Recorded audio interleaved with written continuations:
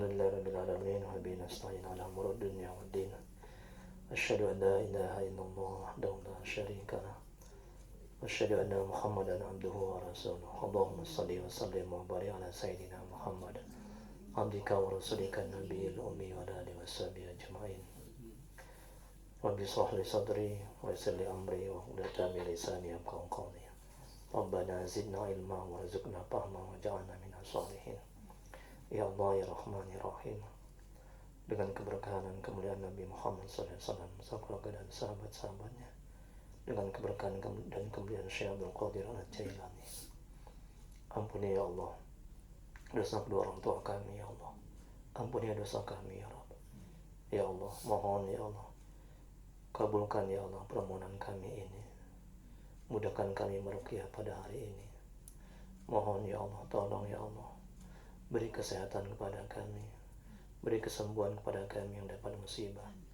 Angkat musibah yang kami alami ya Rabb, dan ganti musibah yang kami alami dengan yang lebih baik nantinya. Ya Allah, berkahi majelis ini, berkahi rumah kami ya Rabb. Amin ya Rabbal Alamin. Mari kita mulai ruqyah kita pada hari ini dengan bacakan ummul kitab. Adapun pahalanya kita hadiahkan untuk Nabi Muhammad SAW, untuk keluarga dan sahabat-sahabatnya, kemudian untuk para tabi'in, tabi'ut tabi'in, untuk Syekh Abdul Qadir Al-Jailani, untuk guru-guru kita, kedua orang tua kita, untuk niat kita masing-masing, dan untuk kaum muslimin dan muslimat pada umumnya. Al-Fatihah. A'udzubillahi minasyaitonirrajim. Bismillahirrahmanirrahim. Alhamdulillahirabbil alamin. Arrahmanirrahim. Maliki yaumiddin. Iyyaka na'budu wa iyyaka nasta'in. Ihdinas siratal mustaqim. Siratal ladzina an'amta 'alaihim ghairil maghdubi 'alaihim waladdallin. Amin. Ilahi anta maqsudi wa ridhoka matlubi. Ya Allah, Kau yang kami tuju. Bapak Ibu yang dirahmati oleh Allah Subhanahu wa taala.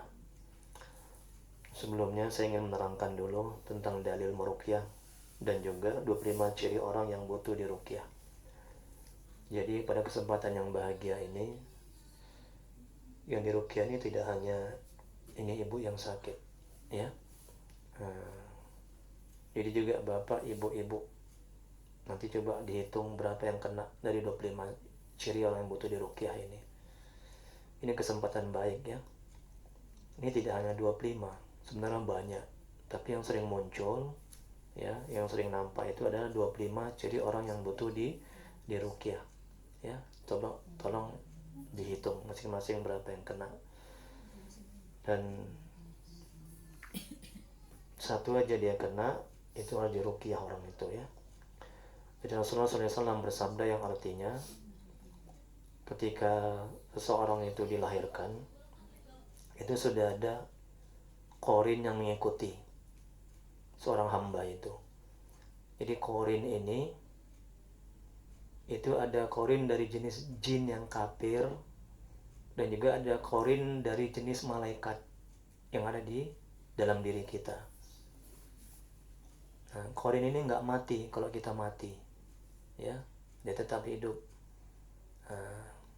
Jadi terus yang kedua, ada juga setan yang masuk ke dalam tubuh. Ini penting untuk diketahui. Ini auranya aura negatif ini. Ini maaf ya, hati saya nggak enak merasakan. Makanya ini hanya saran ya. Nggak mau nggak apa-apa. Ini kewajiban saya menyampaikan sebagai ustadz. Ya, saya sarankan tidak hanya ibu ini. Ya. Jadi pengalaman saya meruqyah di mana-mana, ketika ada jemaah yang sakit, tidak hanya yang sakit yang diruqyah, tapi keluarganya juga ikut diruqyah. Kalau mau, kalau nggak mau juga nggak apa-apa. Ya Bu ya, ya Pak ya, ya Mas ya. Ini hanya saran, hanya nasihat. Ini kewajiban saya menyampaikan. Nah, jadi ada setan yang masuk ke dalam tubuh. Jadi kalau kita banyak buat maksiat dan dosa, setan tuh masuk. Jadi yang mengganggu jin qorin. Kenapa bangkit? Udah nggak apa-apa, nggak apa-apa, nggak apa-apa, insya Allah. Jadi tidak hanya korin dari, nah belum mulai rukyah, begitu dia. Jadi tidak hanya korin dari jenis jin yang kafir itu yang ganggu, dan juga setan itu yang masuk. 3 yang ganggu, hawa nafsu, korin dari, coba ambil itu, jangan muntah di bawah. Enggak ada. Ini ibu-ibu coba ambil plastik, nanti takutnya muntah, nanti itu reaksi dari muntah dari rukyah. Plastik masing-masing. Ini ibu-ibu dan bapak juga. Plastik AC, kalau enggak baskom boleh juga. Nah, itu reaksi dari keluarnya jin, setan, dan penyakit itu melalui muntah, melalui ini, melalui keringat, dan juga melalui hari seni. Itu reaksi atau keluar penyakit-penyakit itu melalui muntah, air seni, BAB, dan juga keringat.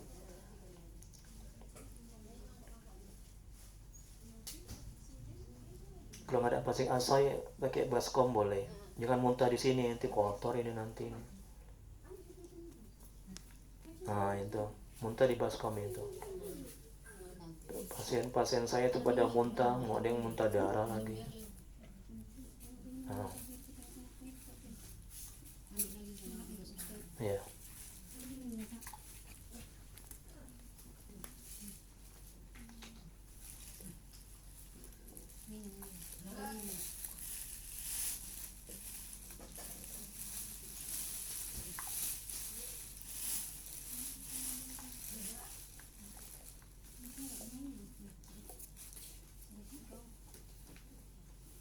Ada? Dari Auf bin, ini dalil ya, ruqyah syariah. Dari Auf bin Malik al-Asy'ari Asy-Syi'ai.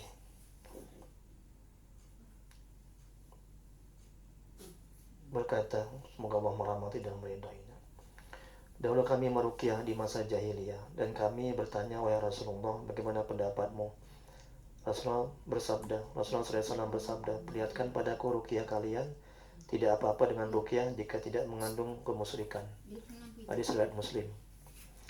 Kemudian berikutnya firman Allah dalam Al-Quran yang artinya, dan kami turunkan dari Al-Quran suatu yang menjadi penawar. Ingat, ayat Al-Quran ini penawar, ya, obat. Ini kata Allah. Dan rahmat bagi orang-orang yang beriman, dan Al-Quran itu tidaklah menambah kepada orang-orang yang zalim selain kerugian. Quran Surah Al-Isra ayat 82. Dan Imam Nawawi, semoga Allah merahmati dan meridainya, dia berkata, dan sungguh telah dinukil adanya ijma' bolehnya ruqyah dengan ayat-ayat dan kalimat zikrullah ta'ala. Ruqyah itu boleh. Ada ruqyah syaitonia, ruqyah syirkiyah, syirik. Ada ruqyah syariah. Ruqyah syariah ini menggunakan ayat-ayat Al-Quran. Ada pertanyaan sebelum dimulai? Dan berikutnya, tolong hitung nih ya, berapa yang kena. 25 ciri orang yang butuh diruqyah. Orang pertama merasa malas beribadah dan taat kepada Allah. Ibadah apapun. Ya dia sholat, cari ilmu agama, baca Quran, zikir, malas, berat. Ya. Kalau ada di antara bapak, ibu, atau mas yang malas beribadah, taat kepada Allah, hitung, berarti 1 kena dia. Ya. Ini penting supaya tahu. Terus yang kedua, sering merasa pusing-pusing. Yang ketiga, dada terasa sesak atau panas. Ya, ibu ya, hitung 1 apa 2 udah? 2. Tadi malas beribadah, ibu rajin beribadah 5 waktu. Cari ilmu agama. Yang termasuk itu gangguan. Hitung 2. Ya, termasuk itu. Cari ilmu agama kan wajib. Ya. Baca Quran, zikir. Oke, berarti 2 tadi ya. Yang ketiga, dada terasa sesak. Oke. Pusing-pusing juga. Berarti 2 ya. Yang keempat, sakit pada perut dan ulu hati. Ibu berapa udah kena? 2. Hitung ya, jangan salah. Yang kelima, gangguan sekitar rahim, prostat atau ginjal. Hitung ya. Berikutnya yang keenam, sakit yang sangat pada jam-jam tertentu. Sakit yang sangat pada jam-jam tertentu. Mas? Enggak. Udah berapa yang kena, Mas? 2. Hitung ya, jangan salah ya. Berikutnya yang ketujuh, sakit yang tiba-tiba datang, tiba-tiba hilang. Ya, hitung ya. Umi? Enggak ada. Udah berapa yang kena? Belum ada. Buya? Belum ada, alhamdulillah. Berikutnya, sakit yang tiba-tiba datang, tiba-tiba hilang. Udah tadi ya. Berikutnya, sering mudah marah, mudah tersinggung. Nah, hitung. Ini auranya negatif nih ibu ini. Ibu yang mudah marah, mudah tersinggung ya. Udah hitung kan? Ya, nampak. Nggak enak hati saya nih. Maaf ya, jangan tersinggung ya bu ya. Ini untuk kebaikan ibu ya bu ya. Nah, saya gitu sama pasien saya belak-belakan aja itu demi kebaikan.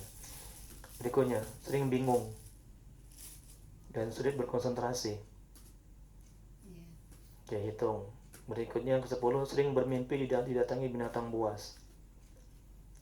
Ya, berikutnya yang ke-11, sering bermimpi berhubungan badan dengan orang lain. Berikutnya, sering bermimpi jatuh dari tempat yang tinggi. Enggak. Pegangan mau jatuh gitu. Jatuh gitu. Tapi nggak jadi jatuh. Nah, termasuk lah itu. Hitung ya. Berikutnya, ada pertanyaan sampai di sini? Ada pertanyaan? Belum. Ada tanya? Belum. Berikutnya, bermimpi dengan orang yang sama. Entah dia suami, atau istri, atau anak, atau kawan. Mimpi lagi sama dia gitu, orang yang sama. Tapi sekali-sekali nggak sering lah ya. Ya sekali-sekali termasuk. Ya oke. Ibu kayaknya banyak kali ibu ya yang kena ya. Iya. Makanya hati saya merasakan nggak enak. Makanya alhamdulillah kan. Memang perlu diruqyah ibu ini.